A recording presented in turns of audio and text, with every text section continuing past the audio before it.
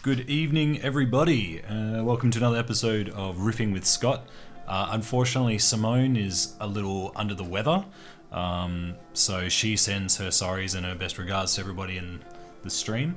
So it's just going to be me tonight, and we are dissecting probably the heaviest track on Colours in the Sun. Tonight we're looking at Reconnected.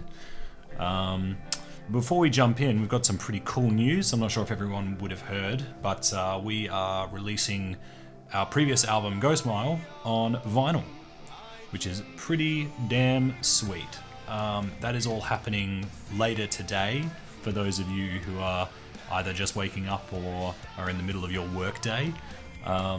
So this is pretty damn awesome. Ash did a complete redesign of the cover art. And yeah, it's going to be this beautiful sort of lime green vinyl. I'm very stoked to get a copy myself. I haven't actually even seen a physical copy myself, so I'm very, very stoked that this is all happening. So now we've got the last 3 records on wax, which is really, really cool. So thank you to Season of Mist for sorting that out for us. It's been absolutely unreal, and Season of Mist have been a really awesome label to work with over the last couple of years. All right, so let's talk about Reconnected. This track is also in a drop A tuning, and probably has some of the heaviest riffs on the entire album. This one is for all the prog nerds out there who have been following us for a couple of years. This one is also a sort of like proggy, I guess, tie-in to the previous record, because we had a song called Disconnected from Ghost Mile, and we wanted to deliberately reference that song in this one. So yeah, there are a couple of little musical nuggets in here that I'll go over. I'm just gonna drop my screen brightness. It's always so makes my face look all blown out. That's better. Cool. Yeah, so we'll talk about those little references and stuff after I've finished trying to play this song. It's pretty fast, and yeah, the last little section, which is like inspired by Car Bomb, it's pretty difficult to get those palm mutes like perfectly in time. But let's just see if everything is working. So let me know if you can hear this.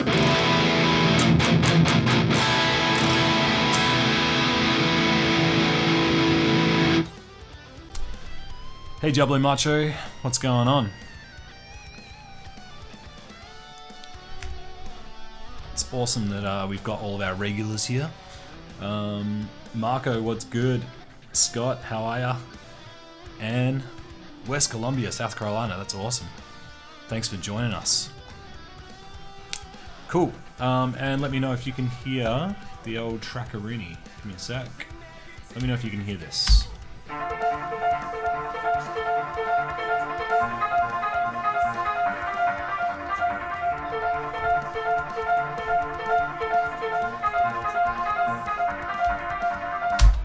Cool. Oh yes, of course. I keep forgetting to turn that off. Let's go ahead and turn off the backing track there. All right, cool. Well, what I'll do is I'll mute my mic and I'll give Reconnected a go. We'll see how we go with this one. This one's a tricky one.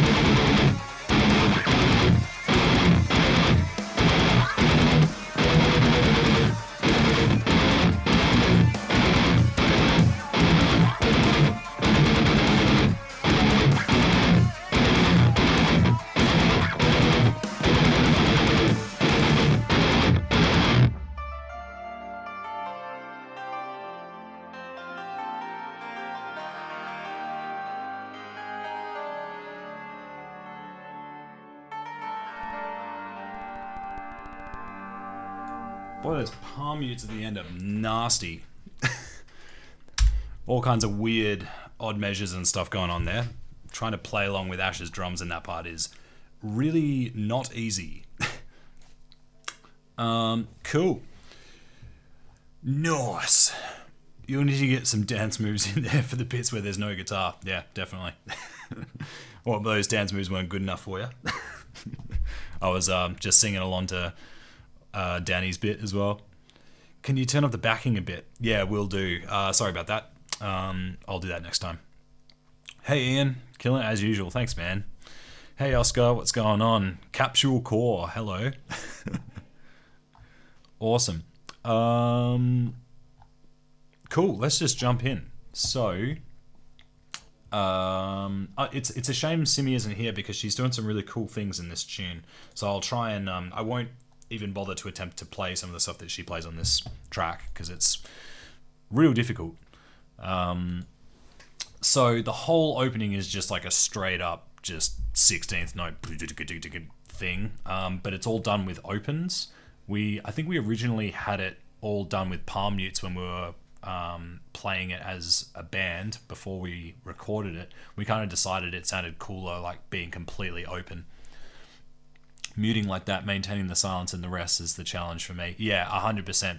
That is the really tricky part. You have to be really aggressive with both left and right hand to get those palm mutes like super tight, because you need those cuts to be on the beat and really dramatic. You don't want to kind of have that sort of fizzle like a sort of half palm mute. You want it to be really choked. Like, hopefully you'll be able to hear the difference between something like this and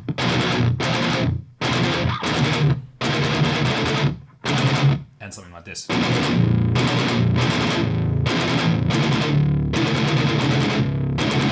So I mean, both are different kinds of effects and both are cool, but for something like this, we wanted it to sound like just a machine gun going off. You need to lift with the left hand as well. So it's not just a matter of trying to mute with the right, but I'm actually muting with all of my other fingers that are available to me, which is why I play that riff a lot with just the middle and the pointer finger, rather than using either the ring or the pinky finger to play those 6th fret, 5th fret, and 4th fret chords.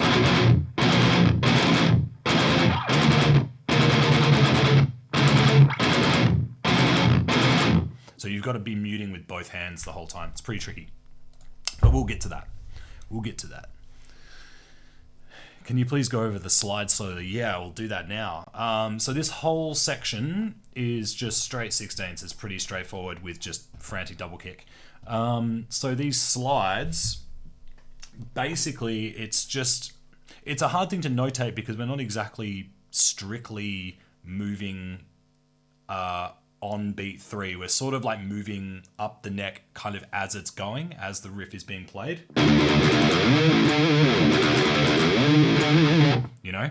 So it's sort of a little bit more ambiguous, but you kind of get an idea, you get a feel for where it's supposed to change. And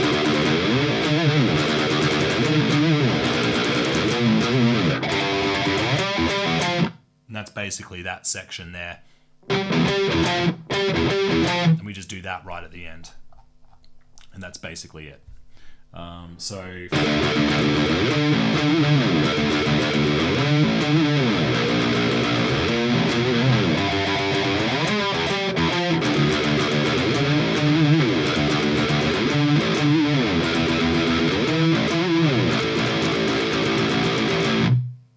that's basically it. So it's just continuous 16ths. It's actually quite hard to do it at certain tempos where it feels like it just feels uncomfortable at certain speeds just because of trying to maintain that momentum in the right hand, and that consistent rhythm can be quite difficult at certain tempos. It's so cool that I can like talk to you in real time. I know, right?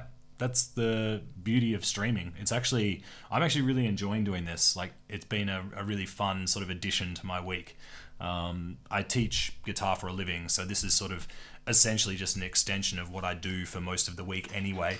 But I get to do it teaching Voyager songs, which is really sick. It's kind of like combining my work with my passion, which is awesome. and you're in Brazil. That's even cooler. Like the fact that you're on the other side of the planet, you can just like tune in and talk and chat. It's amazing. And as I always say, like go ahead and ask it any questions you like. Feel free to ask whatever. The whole idea with doing the live stream is so that you guys can chime in and ask questions. And if you do miss the stream, don't worry, you can catch up on it on YouTube, on Facebook, and on our Twitch as well, which should all be listed in the stream below. So yeah, if you do miss the live stream, don't worry, these will all be backlogged, so you'll be able to check these out online later as well. But of course, you won't be able to ask questions in real time. So that whole section is pretty fun, pretty difficult. Sometimes when you're sliding, you have to look at where you're heading rather than looking at where you are. This is something that I always talk about with slides and with guitar playing in general, which is that it's a lot like kicking a ball. Rather than looking at the ball when you kick it, you kind of want to look at where you're kicking it.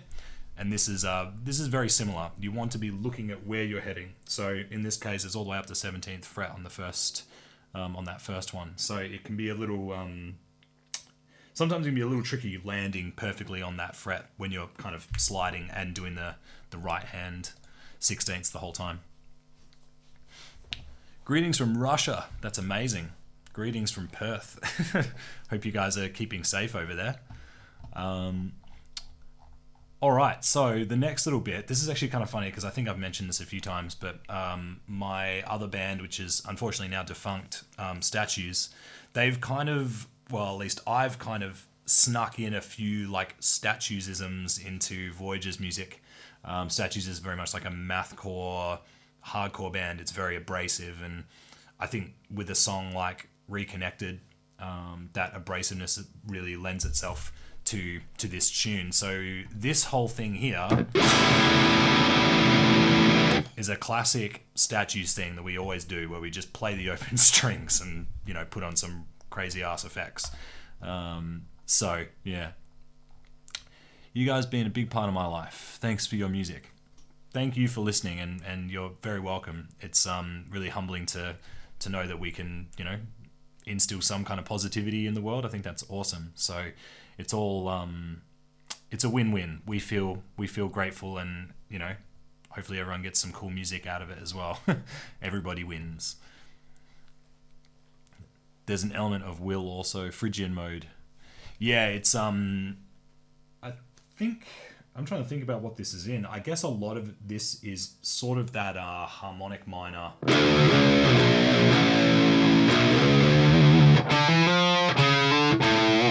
That kind of sound. So like your natural minor scale with a flat 3 and a flat 6, but with a natural 7. Sorry. That kind of sound. It kind of has a neoclassical kind of sound to it. And I think a lot of earlier Voyager used this scale like a lot. So to me, this track has a lot of like old Voyagerisms in it as well. So yeah, we do this like really disgusting open string just thing. And this is where we introduce the odd measures as well. So I don't know why, but I mean, if no one's noticed, there was this kind of weird thing where when we started writing this record, which is our 7th record, we realized that we were kind of using 7/8 a lot, and we swear that it wasn't deliberate. We're not trying to be prog and go, oh, we need to use heaps of 7/8 on our 7th album. It just kind of happened. So there's quite a bit of 7 in this song as well. So this is, I guess you could call the verse. I don't really know. I think this song's structure is a bit crazy. And we have these really aggressive, like 3-string kind of power chord palm mutes.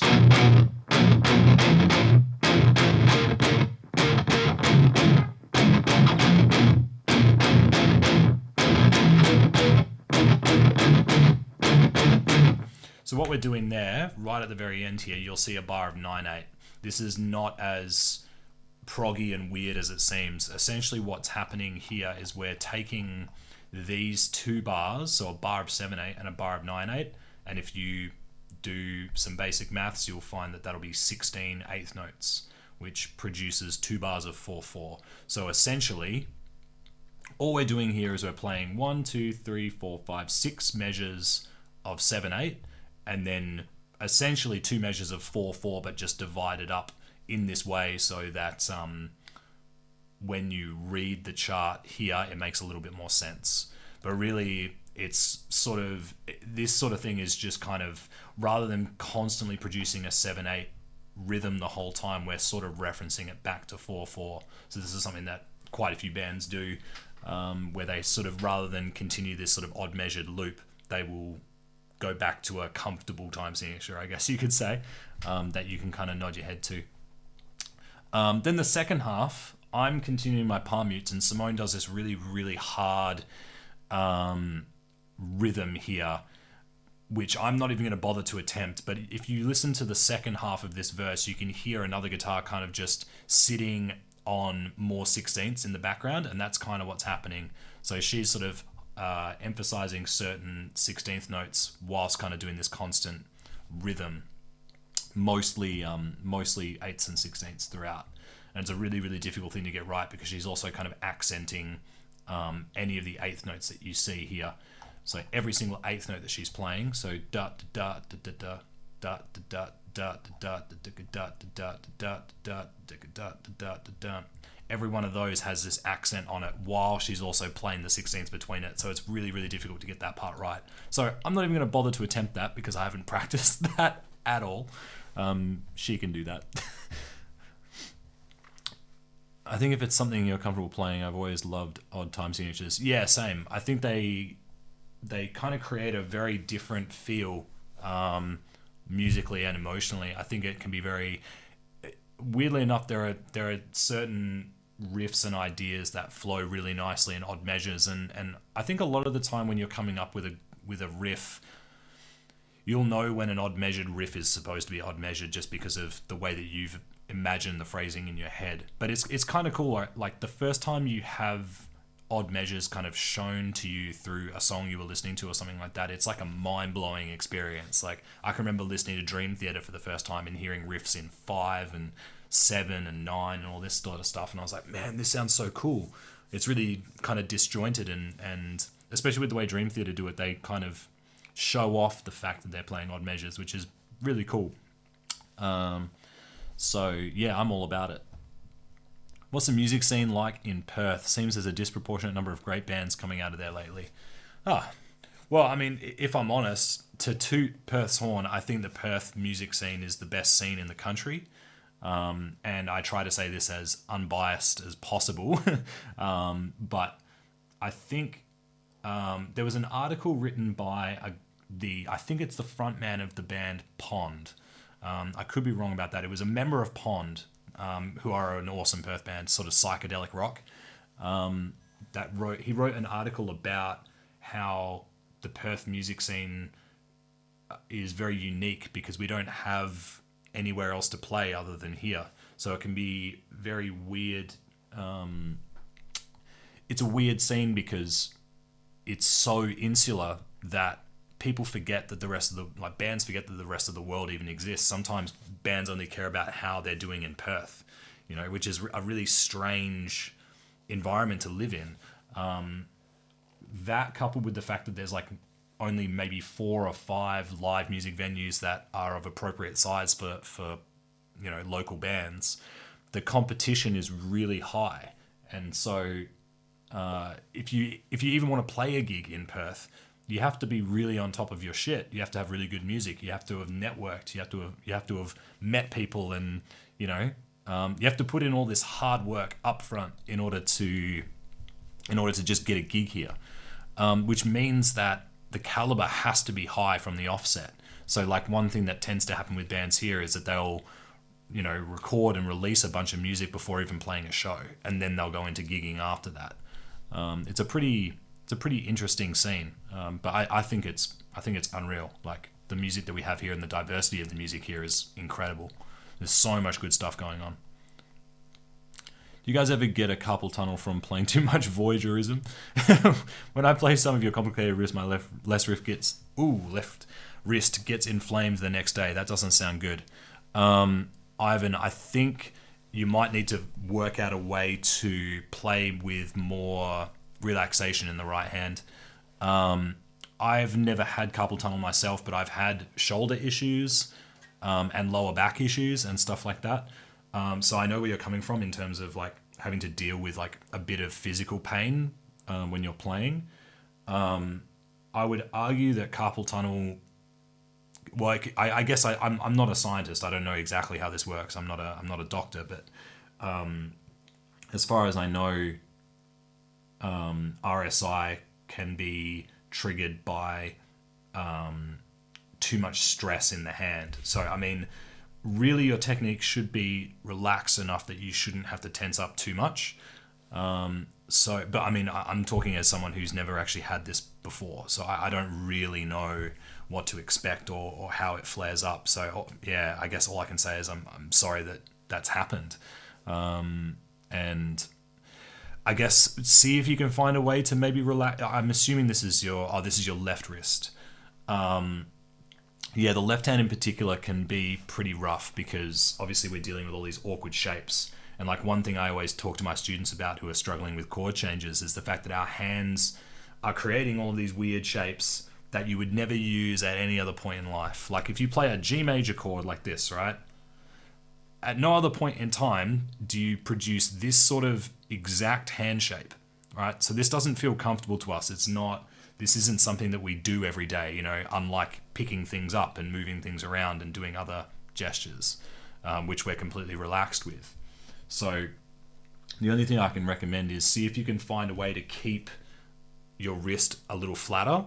So you want to avoid any like really overextended bending of the wrist like this. So if it means having to shift your posture and standing more upright or moving your arm in a certain direction to avoid that bend, you will hopefully get a better result out of that.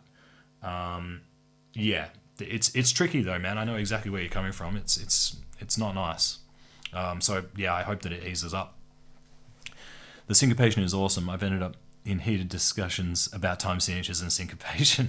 Like those classic like wanky discussions of like, this bit's 7 and 9. It's not 4 and 4, man. Like the way that the riff breaks up, it's completely different. I mean, to me, none of that really matters. What really matters is the fact that you're getting the feel right, and that you understand exactly how many beats there are that you're playing within. So obviously, if you've got a bar of 11 and a bar of 3 or something, you want to know that there are 14 beats there. But how they're divvied up and divided is up to the individual to work out. Polys in 4 I can feel more convoluted than 5 or 7. Yeah, definitely. Yeah, I mean, I guess like Meshuggah is a bad example because they're not necessarily always producing polyrhythms. They're just producing really, really long phrases. But they're a good example of how you can take the idea of polyrhythms and complex rhythms and really extend it to an extreme degree. I grew up listening to prog though through my dad. I think away from the sort of classic prog rock and metal bands. Sunna's I'm Not Trading is in 5/4. And it really was a track I was blown away by because it works as an alt metal track rather than proggy progness. Yeah, it's prog for prog's sake is something that at least for me these days kind of doesn't do much for me. I much prefer songs that are deceptively complicated, I guess you could say. Like when you listen to them up front, you're like, oh yeah, this is kind of cool. And then once you dig a little deeper, you're like, oh man, there's actually some crazy stuff going on here. I love that stuff. Hey, Zach. Oh, you're a little bit late. That's all right. This isn't a classroom. You can rock up and go whenever you like. Okay, so yeah, we've got this 7/8. This is sort of the second half of the verse here. And same deal at the end of this part here where we've got a bar of 7 and then a bar of 9, just making a total of 2 bars of 4, essentially. So there's nothing really weird going on about that. It just looks more complicated than it is. And then we just simply play this really dank open note riff.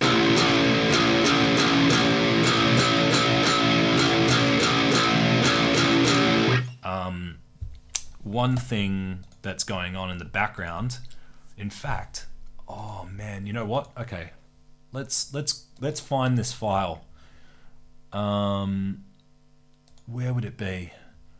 So I remember a long time ago when we were talking about what to do with Reconnected.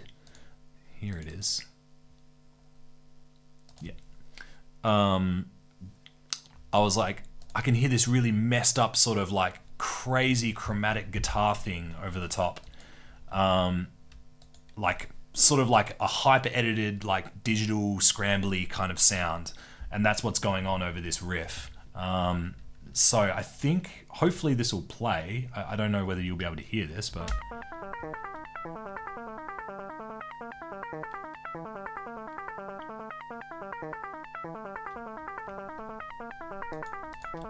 Is everyone able to hear that?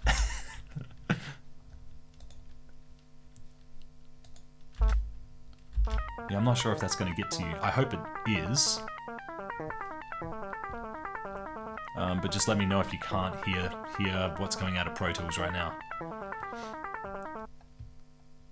Yeah, basically I recorded a bunch of individual notes and then like spliced them up and randomized them essentially to kind of create this really weird, glitchy, messed up kind of sound. So essentially I went through and just like hit, you know, a bunch of random notes that were of the key or close to the key, and then just spliced them all up and did all kinds of messed up stuff. So that part, this little bit in here, is the exact bit that you're hearing really, really deep in the mix underneath that big open string riff. So what I'll do, I'll open up the other session again, and we'll just have a listen to that part. Should be around here somewhere.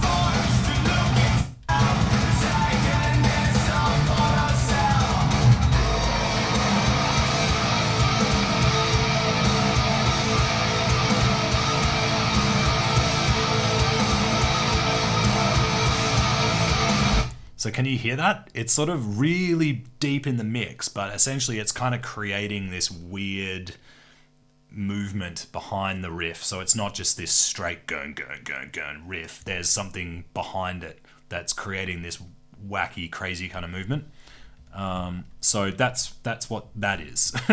I remember kind of splicing that together like late at night one night of the week and just threw that in. Yeah, it's really cool. And the way Matt has kind of put that in the mix is wicked.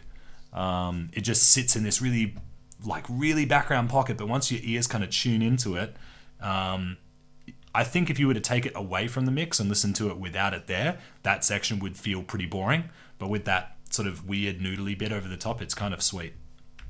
So I thought I'd just share that little nugget of information, because that was actually kind of fun to put together. Okay, so now we move into 3/4, because why not? We wanted to reference Disconnected from Ghost Mile in this section. So we take that groove.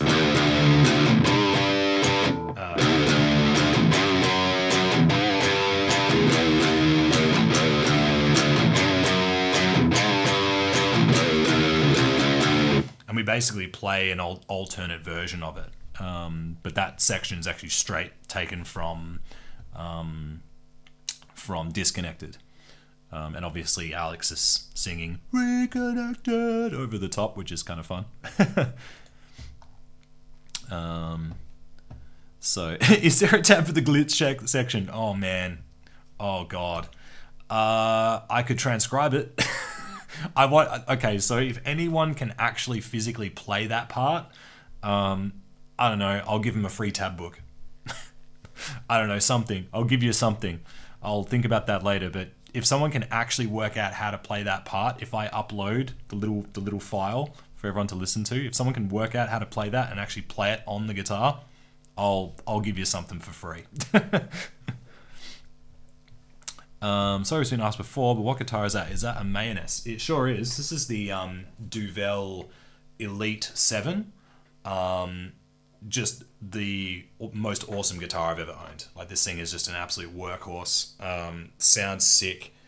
It has an ebony board Wenge Babinga neck, 5-piece, mahogany body with a maple cap, Sentient Nazgul pickups, which are the stock pickups that come in all of the elites. These are Seymour Duncans.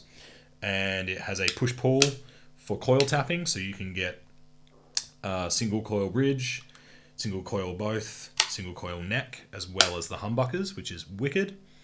And just the most insane attention to detail. Like, the craftsmanship is just like look at the back of this. The carving is just like, even on this horn, it's beautiful. I love this thing, man. Mayonnaise are an amazing company, so if you're interested in picking up one of their instruments, go and check them out. I think that they are an awesome brand and great people too. Like, we got to catch up with the head luthier and a few of the social media people and stuff when we were in the UK last. And yeah, awesome company, awesome people. Highly recommend.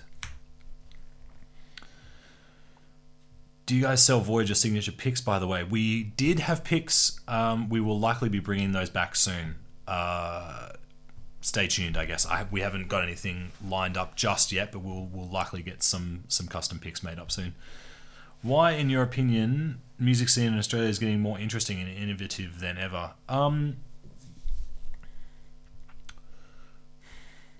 I feel like Australia is being given more opportunities globally to get onto the global market. Like, more people have their eyes on what Australia is doing now in terms of its music. So that invites more people to be creative, because if there are already eyes on, the Australian music scene, then that acts as a huge incentive for other musicians to do more. So it's kind of almost like it's a little bit like a self-fulfilling prophecy. If people are looking at you, then you'll be seen. But if people aren't looking, you could be producing amazing content for years and it'll never get noticed. So I feel like, because I don't know why, but it feels to me like a lot of international markets are looking at Australia more these days. I guess that's part of the reason why we're getting more attention. Why more Australian bands are being noticed, I should say. I think the Australian music scene has always been really strong. It's just that because we're so far away, it's never been a market that's been able to work for a lot of businesses. Like, labels can't necessarily ship Australians overseas to, the States and the UK all that often, and Europe, the primary markets. So it's kind of like, yeah, it becomes more difficult. I mean, a lot of musicians end up moving overseas once their career kind of hits the big time, because it's just financially better. So like John Butler, for example, he's now in the States. Tame Impala, who are a Perth band. Kev Parker, I'm pretty sure, just now lives in LA. So it's kind of like a lot of these Australian musicians who really do make a solid career out of original music, they're all, there's a massive incentive in moving out of Australia and moving somewhere else just because it's more convenient. So yeah, it's a difficult one being a Perth band, being the most isolated capital city in the world. Yes, they are a Polish guitar company. Mayonnaise are from Poland. Incredibly good guitars. At what time will the Ghost Mile vinyl be live? I don't know, if I'm honest. It can fluctuate. I believe it should be sometime in the afternoon though, for UK people. So my my sense of time is a little off at the moment. But yeah, today it should be today. Thoughts on headless guitars? I think they're sick. I've played a couple of Strandbergs, and I think they're really cool. They're very weird, in the sense that they are super light, and I'm used to playing mahogany-bodied guitars. Like, I've got a Paul Reed Smith over there as well, which I absolutely love, and that guitar is bulky and heavy. It feels like you're holding on to something, whereas a Strandberg is just like light as a feather. So it kind of depends on what you want. I was eyeing off the Mayonnaise Hydra as well, which look sick. I think they look really, really cool. But I think I don't know if there's any perks in terms of tone or sustain or anything like this.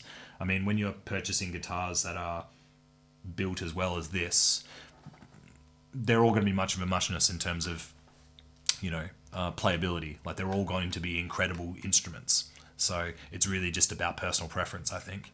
So I've played the Strandberg. I've played a Hydra, which I really liked, because I felt like the Hydra was kind of like a nice midway point where it's lighter than the Duvel, but it still feels like you're playing something. It feels like it's present on your body, if you know what I mean. And I like that feeling. I'm trying to get the same Duvel as yours, but in black. Got in touch with the CEO Mayonnaise and biding my time. Do you have any other Duvels or only one? Have you tried Sims JP7? Is there anything you don't like about it? Does she like your Duvel? Whew, lots of questions. This is the only Mayonnaise I have. I do want to get another one. I want either a Hydra or a new Duvel. But this is classic case of guitarists wanting 1 billion guitars. It never ends. So yeah, I've only got the one Duvel at the moment, but maybe in the future I'll look into getting another one. Maybe something that's a little different as well, because obviously I want an arsenal of instruments that kind of, I don't need an instrument that does the exact same thing as this. I want something that's going to do something a little different. So I might get a different pickup configuration or something like that. I have tried Sims JP7. It's a fantastic instrument. It's a little too... The neck is a little too thin for my liking, and the action, if anything, I know this sounds weird because we're all kind of like, we all love low action, but I feel like her guitar is... The action is so low that it just feels foreign to me. Like it kind of feels like I dig in a lot. I like to play heavy-handed, so having things be a little too low to the fretboard feels uncomfortable to me. So I like the action just to be slightly above where hers is. But it is a wicked instrument, and it's super versatile too, because it's got like a piezo pickup and stuff like that as well. So it's a really, really cool guitar. In terms of changes to this, literally the only thing that I would change to this instrument would be to put a shoulder on the top here. I mean, I love the look of the flat top. I think that is really, really nice. You can kind of see where my hand rests on the instrument from the reflection. I love the look of the flat top. It's just a little uncomfortable, but the cool thing is that the new Duvels all come with a shoulder now. So the one thing that I wished was different about this guitar is now on all of their new Duvels. So I guess they they listened or something. Not to me, but just generally. And yeah, Simi loves this guitar as well. We both play each other's instruments, and when we're tracking in the studio, we try to keep it consistent in terms of what guitar is played for what purpose. So on that note, the record is mostly this one, mostly the Duvel, with a lot of the leads being played on the JP7. I don't think we used... There were a couple of points where we quad tracked and we used both guitars, but for the most part, this guitar was doing the rhythm work. I think the media being mostly Europeans, US, it's been pretty biased toward bands in this hemisphere. Yeah, I mean, I think that's just the nature of it. Like, you're always going to support your own music scene. I mean, it's kind of interesting with Australia because Australia likes to look elsewhere for musical inspiration rather than its own bands sometimes, which I think is a damn shame, to be honest, because there's a lot of amazing music coming out of Australia. But sometimes the Australian market can be really fickle. Because we all get all of the music, and because a lot of what we get here is American music primarily, it means that a lot of what people listen to regularly is American rather than Australian. I think besides Triple J, which is our federal funded, is a government run radio station, all the other stations don't really support like current Australian music unless it's already chart topping. So we really rely on local radio and Triple J to promote like specifically Australian music, which is a real bummer, because I think if more people tuned into Triple J, that'd be awesome. But if more people also are asked for Australian music on mainstream radio, perhaps, you know, the Australian scene would be stronger too. So yeah, we'll see what happens.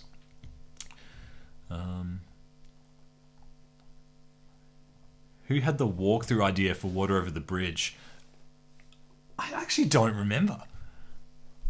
I don't remember who came up with that idea.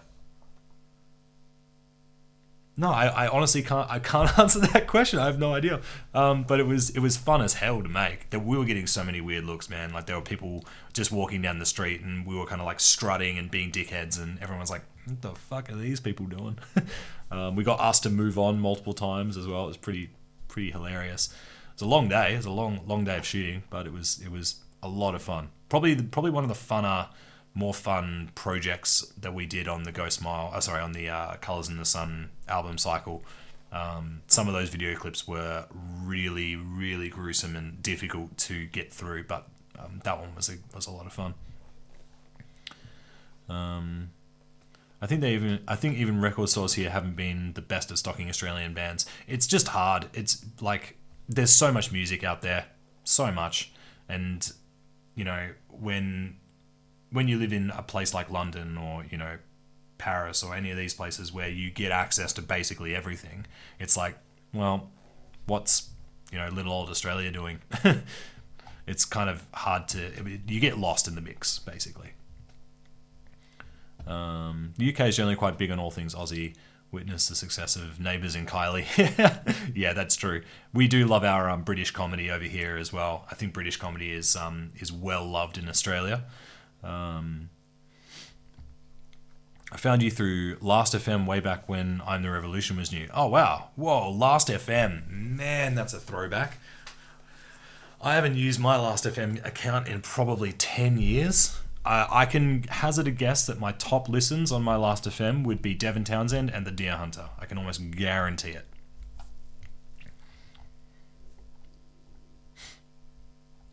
The Racket is great. Yes, The Racket is Triple J's heavy show, run by Lachlan Watt, and yeah, it's wicked. They always play really, really good stuff. In fact, that was one time I listened to The Racket, I heard a track by Fallujah from the Flesh Prevails. Is that the name of the record? I can't remember.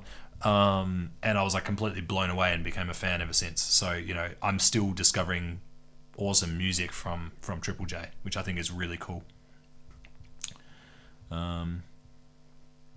I do miss the service. Nothing else has really been able to predict what kind of stuff I want to listen to quite as well. Yeah, that's true. Yeah, I think it was a really cool idea, and I think it just kind of got lost with Spotify. And I mean, if I'm honest, Spotify doesn't really... There's no encouragement of communicating or sharing music on Spotify to me. It's sort of more a like self-discovery tool for music. And even then, I don't think it does as good a job as Last FM did, where, you know, you could go to someone's profile and see what they're listening to, and it's almost like a film review website where you can check out someone who you likes, you know, favorite films, and if they have ones that are similar to yours, perhaps some other films they're watching are things they would enjoy. I felt like Last FM was very similar to that, where you could follow certain users who have a similar match to your music taste, and you can find something new and interesting from it. Because I remember doing that with Last FM. I thought it was a really, really cool platform. Is it still operating? I honestly don't know. That Devin Townsend fellow is a real gem. I agree. What an awesome guy. And what an awesome musician. Okay, so getting back to the song. Yeah, we have this whole section here was a deliberate cut from Disconnected that we wanted to reference. I think the reason or how this all kind of happened was because we had the opening riff, this whole was actually written when we were writing Disconnected, and it never got used. And then we remembered that we had it, and we're like, this riff is really sick, let's do something with this. And then we kind of made it into sort of a side two to a two-sided or two-part series, I guess you could call, of Disconnected and Reconnected. So it was actually a riff that didn't quite fit with what we were doing with Disconnected, but we decided to kind of give it another go and turn it into this track. On that note, this song was by far the hardest tune to write out of the whole album. This one took us the longest and was the most finicky and annoying to write. It reached the point where Ash's drum part at the end, I think he actually programmed what he intended to do first and then learned how to play it afterwards, which is insane. Cool. So then we've just got this big version of it.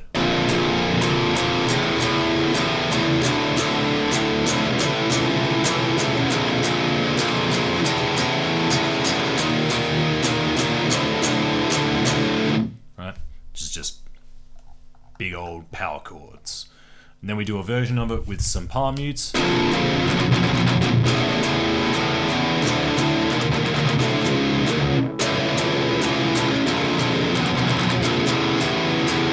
Etc. So that's all pretty straightforward. And then we have this bit in the middle, the synths and stuff. This was a section that Danny wrote. I don't even know how long ago. I think this section was actually written in the period of time that I Am the Revolution was written. I think it was a really, really, really old idea. And I remember when Danny played it, I was like, oh man, this is really cool. The synths are awesome. So we kind of took it and put it in this track. Simi does the same kind of little compositional trick that we use all the time, where she is sort of following the vocal line with her guitar, and I'm playing just a straight sort of strummy just thing.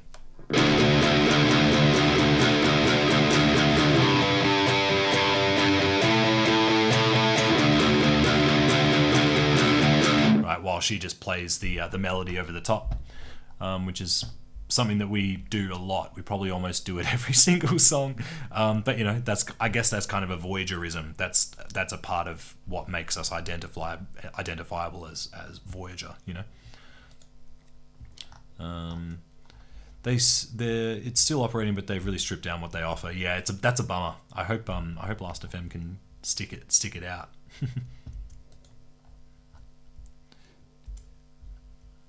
Did you check out your label fellow mates Green Carnation? They returned with a stunning album after 15 years. I haven't checked that out. I'll have to give that a sus. If I'm honest, I've never even heard the name of the band before.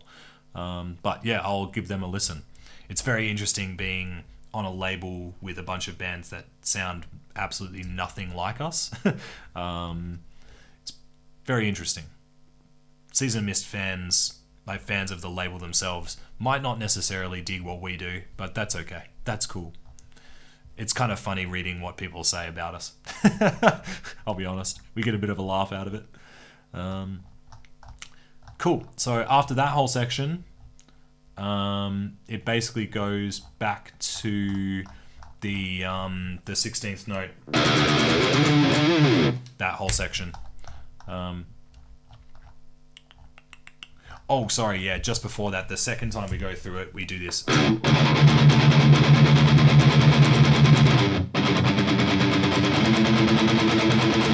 Etc., which is just a 16th note version of it, all palm muted. Really difficult to get those string crosses.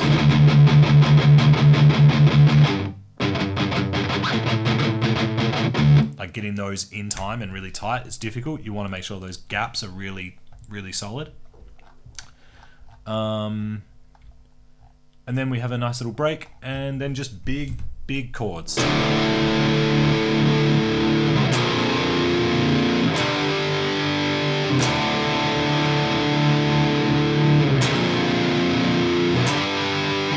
Right?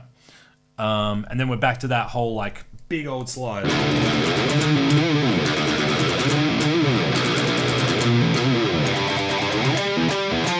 Right, just that section again. And then we have the really, really, really dank car bomb inspired chugging at the end.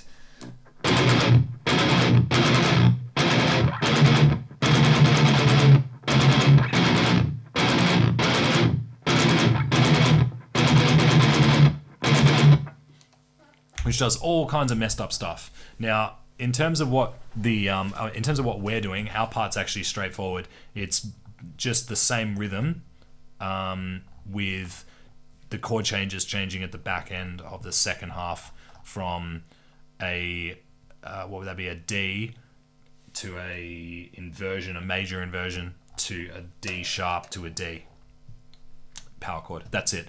And we actually just follow that rhythm the whole time. And the thing that's going crazy over the top is Ash. So Ash is playing all kinds of really crazy ass rhythms over the top. The only thing that happens in it that's weird is there are a couple of times where we add some extra palm mutes in there. And I think we just did that based on feel and nothing else. We just went, what could make this even more horrendous to play? And so we just decided to add a couple extra palm mutes in there. So ducka ticka ducka ticka dum. So it's just another set of 2 groups of 4/16ths at the end of this bar, making it an 11/8 bar, because why not? And then here, this actually took me a long time to tab out because I had to work out what the hell was going on. And then there's a bar of 10/8 here instead, where it's just one set of 16ths and then an 1/8 note rest at the end. But the rest of the time, it's just that same rhythm.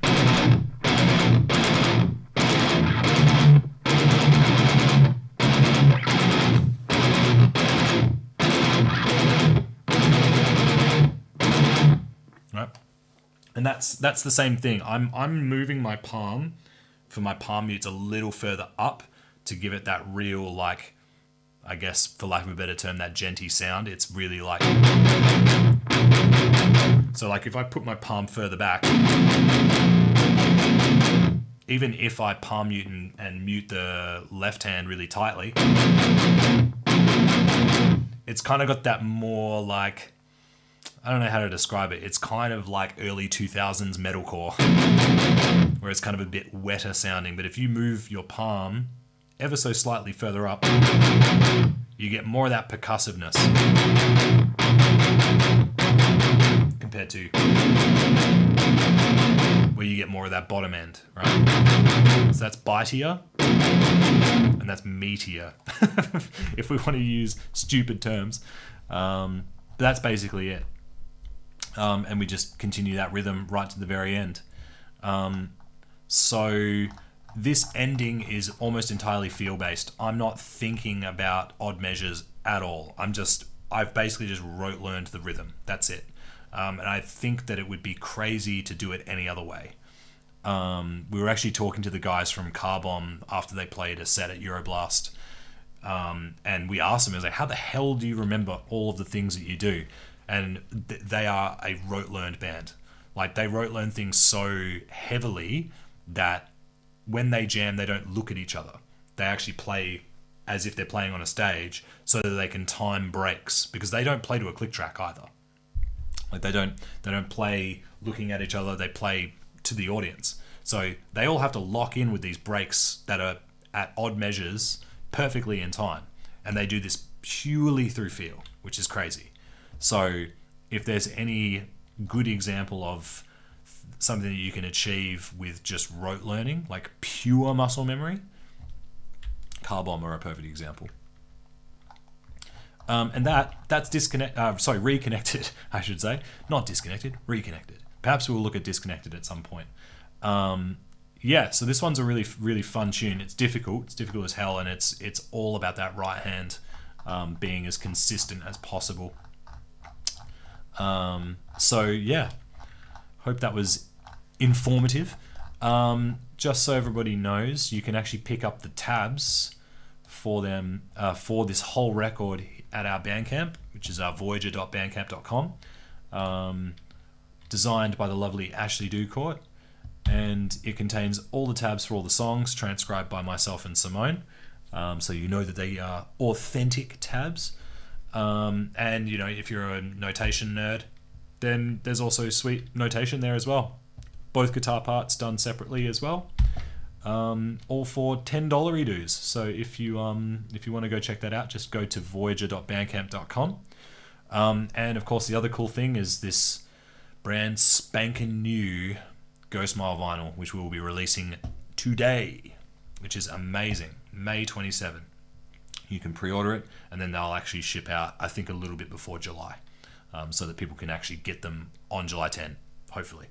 With everything that's going on with COVID and everything, obviously shipping might be a little bit of a nightmare, but just bear with us. We want to get you these vinyls. And I want to copy myself, damn it. Look at how beautiful this thing is. I actually really love this cover art. This was a design that Ash did up that we were contemplating using for the official artwork for the album when we released it. And I just thought to myself, I was like, man, this would look so sick as a vinyl. There's something about it. It's kind of like a classic kind of feel with the label in the center and everything.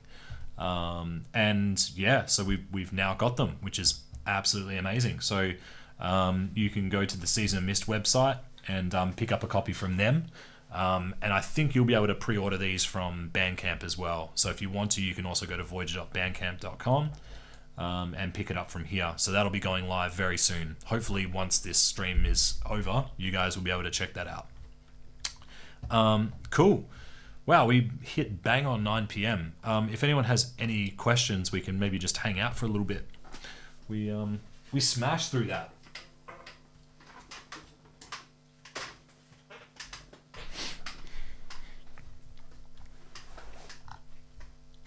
Jazz hands.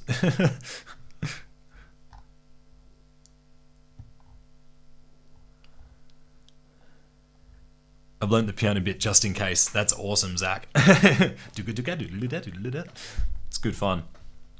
I wish I still played piano. I used to play piano when I was a lot younger, and my first teacher, I actually learnt how to play piano from memory through a school called Simply Music, which was a school that was kind of designed around teaching blind pianists to play. And obviously you can't use notation, so they would basically just move their hands to the piano, and you would use your ears to work out how to play music. And I thought that was a really awesome way to learn. So I actually learnt piano through that school, and then my teacher went to America, and I never saw her again. And so I kind of lost the passion for practice. This was like when I was 11, 12, I think. Definitely going to get that vinyl. Thanks, mate. We really appreciate it. Do you think any of your older albums will be re-released on vinyl? I hear Season of Mist does that kind of thing sometimes.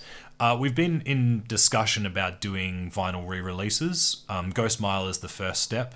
We'll see how this one goes. If it goes really well and there's a high demand, then perhaps.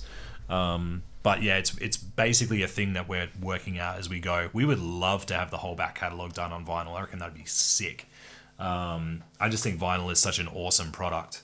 It's big. You get the artwork in this big, nice 12-inch framing, and yeah, it's just awesome. As you can see, we have our latest album, Colors in the Sun, on vinyl, and it's a very, very beautiful design. Have a look at this.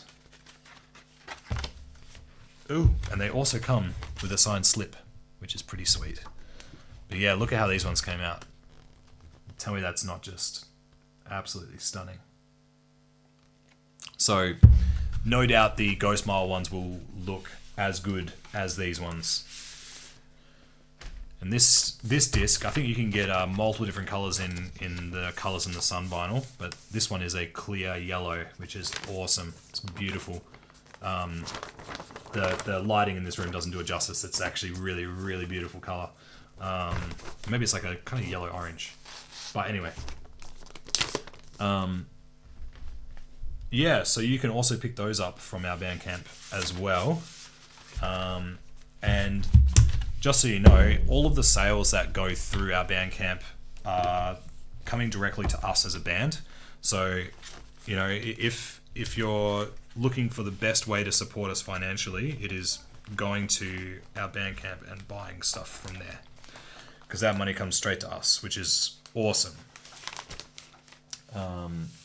Yeah, so if you wanted to know, that's the best way to support the band. The thing with streaming is, and as much as streaming is, you know, a part of the process, it's also not the best way to support us financially, unfortunately.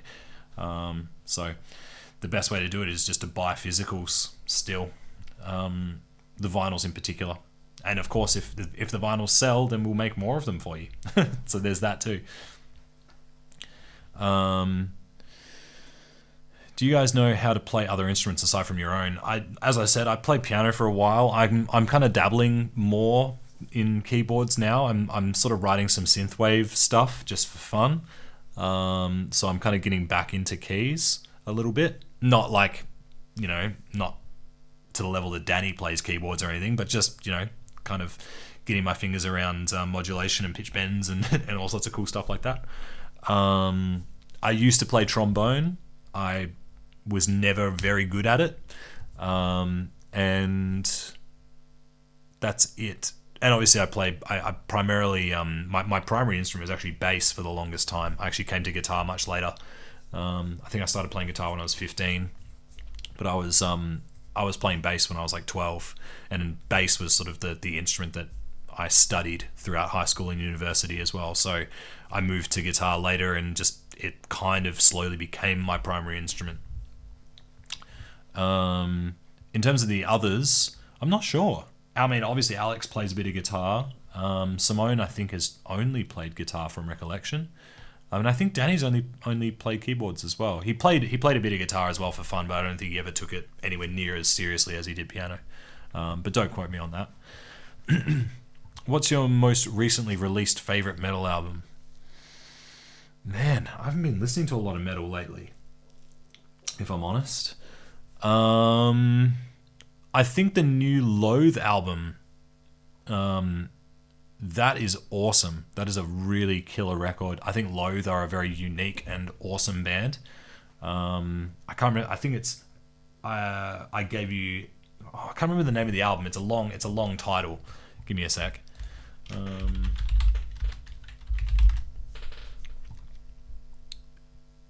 What is the record called? I'm trying to remember now. It's a killer album. That the band have this real like cinematic sound. I don't know how to describe it. I Let It In and It Took Everything is the name of the new Loathe album. So that's the last heavy record I've heard recently that has really blown my mind. I think they do something really unique and cool with their albums. It's very like cinematic and very melancholic, but also just like some of the songs are so heavy. Like the riffs are so disgustingly heavy. So, if you're into that, then I think Loathe are a really cool band. They sort of teeter on, it's sort of like mixing Deftones with like some of the heaviest hardcore and metalcore music, I guess. I don't know. They're a very unique band. And they're also from the UK as well. The UK scene is really, really good for hardcore and metalcore bands, I reckon. How did Season Mist get in touch with you? Did you guys reach out to them? I think they got in touch with us from recollection. We were kind of label shopping for a while, and we had a couple of companies that were interested. But I think Season kind of just got in there and showed to us that they were interested. Which, I guess in these times it's very difficult to get labels interested in investing, especially with Australian bands. So we really appreciate the fact that they believe in us. How did you find touring the UK? We love it. I love touring the UK. I think it's wicked. We just get a little van, a sleeper van. Both times we've done it, we've just had a small van with bunks in it and driven around the country in a week to 10 days, and we stop off at all of the little services you have off the highway and enjoy a nice morning McDonald's meal. There's something comforting about getting into the touring routine. I don't know, it's kind of fun. But yeah, UK is wicked, and like London, I think has become one of my favourite places to play outside of Australia. So hopefully we'll be back once all of this nonsense is done with. When you get to the dance move bit in Reconnected, please don't do what labelmate Abbott did and fall over running with his guitar. Yeah, no. No thanks. Has Voyager ever crossed paths with Toehider from Melbourne? Yeah, we have. Mike is an absolute legend. He's such a quirky dude. We played a couple of gigs with them. Oh man, it was a long time ago. Don't quote me on it, but I think we did a show with them with Seahorse, with Caligula's Horse. We've done Progfest with them. But I think we did a couple of club shows as well with them many, many moons ago. Wicked band. Very, very cool. I think that their entire lineup has changed since the last time we gigged with them. So I don't know what the band looks like now, apart from Mike, obviously.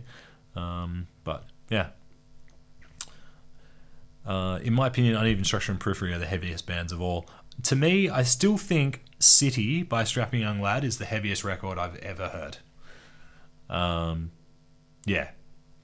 That's my hot take. I think City is the heaviest album ever written. Uneven Structure, I feel, are like a really doomy, like melancholic band. I really dig what they do as well. I think it's awesome. But I guess I wouldn't listen to them for their heaviness. I would listen to them for like the mood that they elicit in their music.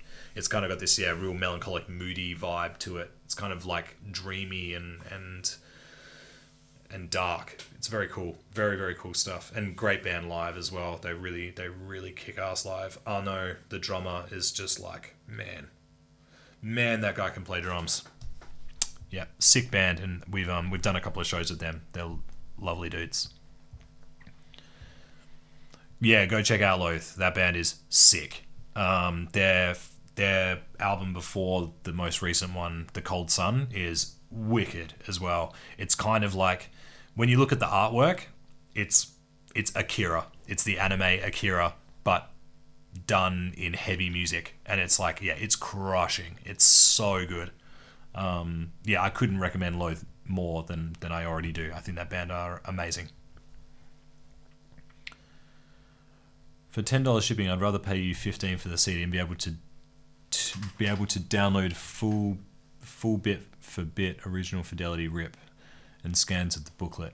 You keep the plastic and paper. You get all funds, and I don't have to pay shipping. I guess that's a good point. If you want to do that, Steve, just send us a message, and we'll try and work something out for you. I don't know if we have we might have the WAVs somewhere around. I might have them. But yeah, send us a message on our Facebook, and we'll try and get in touch about that. What about modern Devon Townsend? Yeah, I hate to be that guy. I hate to be that kind of fan, but I'm really not digging what he's doing these days. But, like, nothing has changed in terms of my respect for him as a musician. I think he's awesome, and I love the fact that he's doing what he wants to do. I think that to me is the best and most, I don't know, that's what makes a genuine musician to me. Someone who is always producing the music they want to produce, not the music that people expect him to produce. So my opinion on his current music really doesn't mean anything. I think the only thing that matters is that he's doing what he wants, and I think that applies to every musician. So as much as I might not dig it, that doesn't change my opinion of what he does generally, and it also doesn't change my opinion of his old records too, like Ocean Machine, Infinity, Accelerated Evolution, Terrier. Like, all of those records will always be special to me, regardless of anything. So, doesn't really matter. My opinion is irrelevant. Baby metal are heavier than Periphery.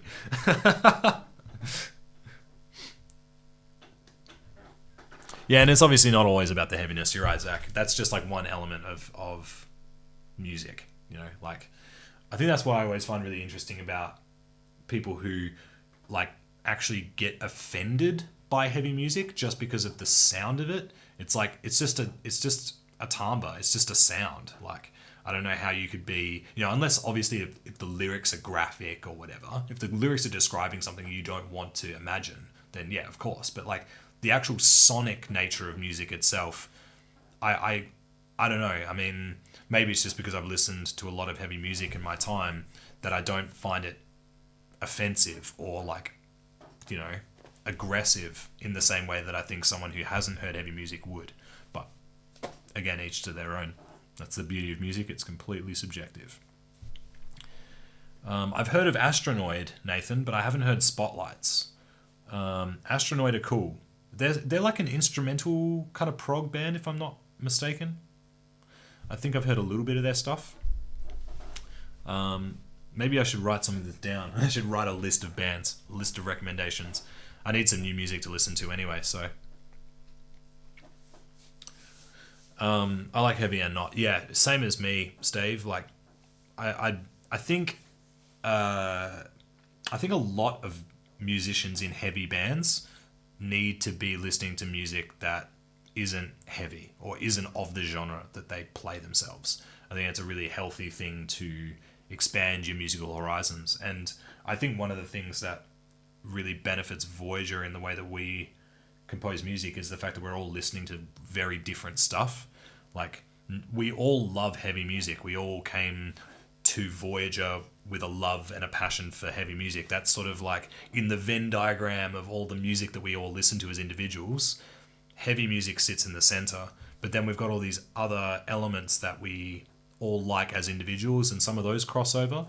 But I think it's a way to keep creating music that's interesting rather than feeling like we're constantly sitting on these same tropes all the time.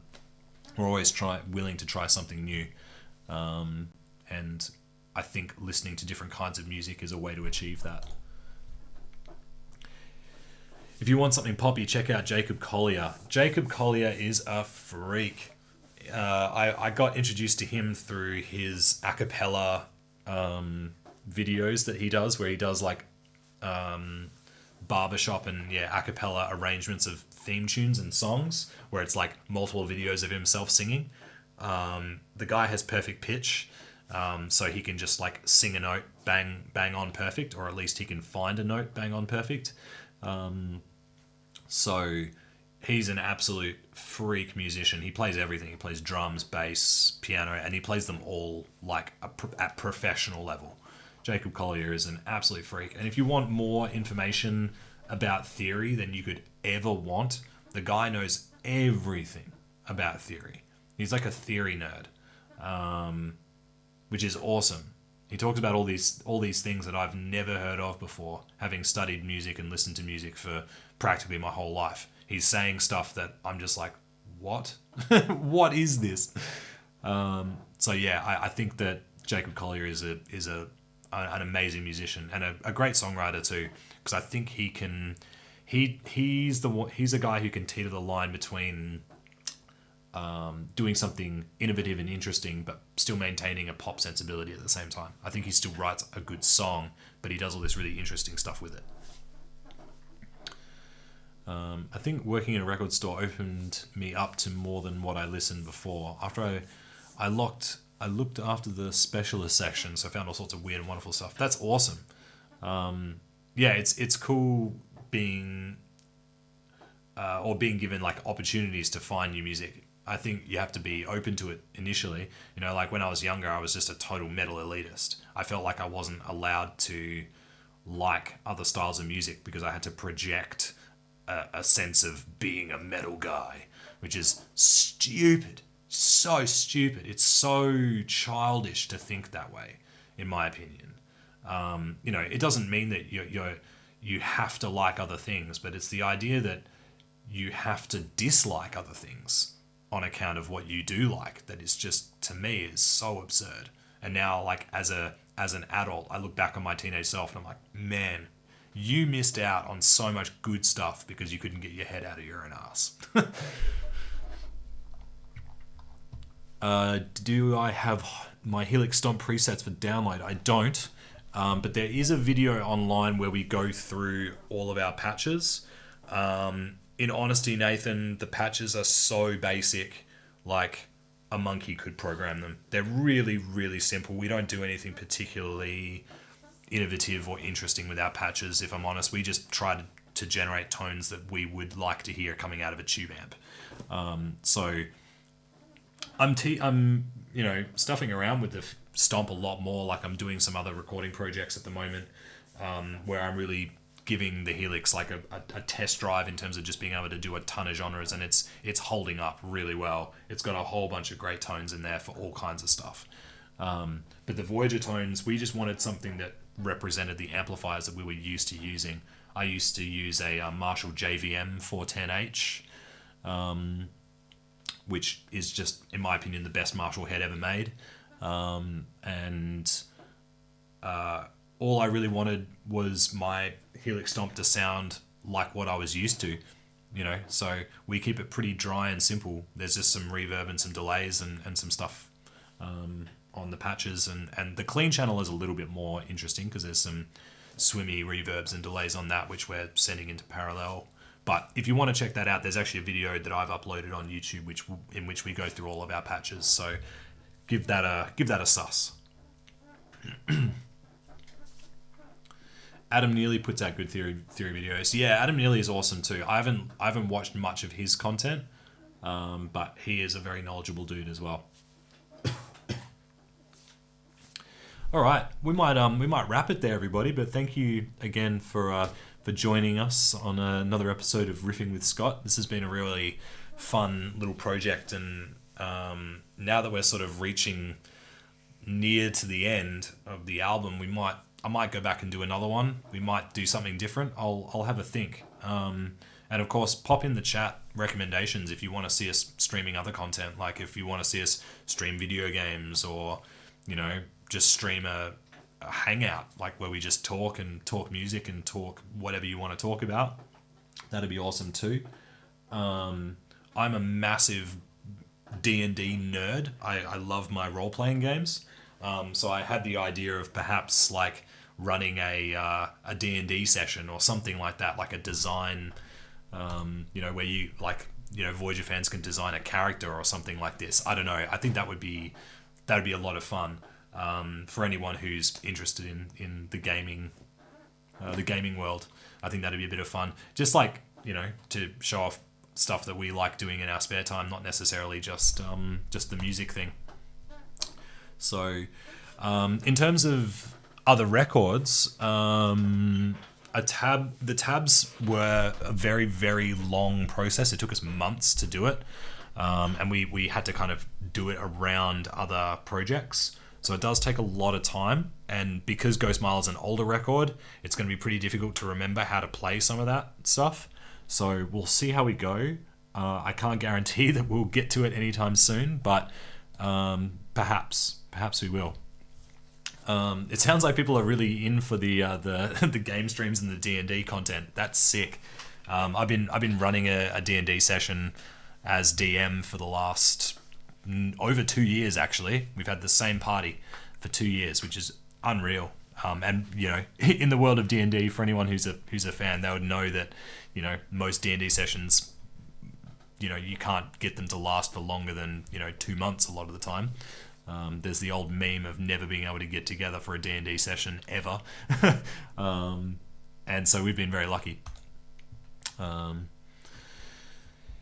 Ghost Mile was spectacular. Thank you so much. And of course, as I said before, the vinyls are coming out today. Today you can pre-order them, which is very, very cool. So if you love Ghost Mile, you'll be able to get a delicious wax version of it now, which is going to be sick. How's it going with the more technical guitar playing? Are you taking lessons with Martin Miller? I'm not, but me and Martin have kind of had a bit of a chat. He's a legend of a guy, and man, what a guitar player. Oh my God. Go check out Martin Miller. He's an incredible guitarist. We've been talking a little bit back and forth about the whole closed loop concept that he talks about, and it's been really helping me out. I know that there are a couple of other guitarists who stream like a let's learn type thing, and I think that that's a really, really cool project. Being a guitar teacher myself, I think it's really valuable to see how professionals learn something, or how they would approach learning something when it's new. Even if it's just literally an hour of me butchering a solo or something, I think there would still be some value in it, and I'll talk through a little bit about how I would go about practicing something that is beyond my capabilities. So maybe that's a concept as well that we could explore in the future for streams. I think that'd be wicked. I'm 54. I've not played D&D in over 30 years. Oh man, you would have been playing. I guess you would have been playing second edition, or maybe even first edition. It would be. Oh, hold on. No, it would be the 90s. You would have been playing it's second edition or third edition. I started playing in 2005 with 3.5. Completely missed Pathfinder, completely missed 4th edition, all of that stuff. and have just recently gotten back into it with 5th edition, which I actually love. I think it's awesome. And this is coming from someone who is a classic grinder. 1st edition D&D, sick. Yeah, I love games like Diablo 2 and like RPGs and stuff like that. But I think 3.5 D&D required too much book reading in order to get into it, and I could see how, as a new player, 5th edition is so much more inviting as a system, and I think that is really cool. But if you want to make it more complicated as a homebrewer, you can do that as well. I think it's a very malleable game, and one that doesn't involve a lot of dumb maths, because I've heard that 4th edition is like lots of maths, which is a bit annoying. I also play Magic the Gathering. I'm like the king nerd of Voyager, really. I'm the one that does all the geeky shit. Everyone else is much cooler than me. But I do love my Magic. I do love my D&D. So we can talk Geek Shop maybe on another stream at some point in the future. MTG at the moment is going through a bit of a shake-up with these new companions. The companion mechanic is completely busted. It's completely unfair, and it's like ruining, in my opinion, a lot of the game's integrity. It's kind of taking a bit of a dump on it at the moment. So I'm hoping they can fix things up. But anyway, we'll talk a little bit about what else we could stream over the week, and maybe we can do some games and do some, I don't know, once MTG Arena has a Mac port, perhaps I can jump on there and we could stream some Magic even. I don't know. We'll see what you guys want.